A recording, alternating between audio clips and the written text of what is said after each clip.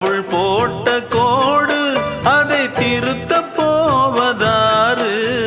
வெந்த புண்ணும் ஆறிடுமா? வேதனை தான் தீர்ந்திடுமா?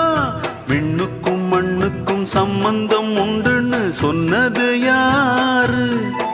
அது மன்னவன் பேரு. அந்த வானத்தை போல மனம் படைச்ச மன்னவனே, பனி துளிய போல குணம் படைச்ச தென்னவனே,